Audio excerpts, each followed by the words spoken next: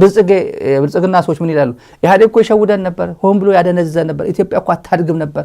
የኢትዮጵያ ቴሌቪዥን የውሸት ሪፖርት እያመጣ ያልተገነባ መንገድ ተገነባ እያለ ያልተዘረጋ ቴሌኮሙኒኬሽን ተዘረጋ። አሁን ነው እኮ አብቹ አባ መላኩ ነው አሁን ይሄ ሁላ ዘርግቶ በ4 ዓመት በ5 ዓመት ቁጭ አረጋለሉ። ለዛ እኮ ነው ይሄው አዲስ አበባ እኮ ኒውዮርክ መሰለ ይችላል።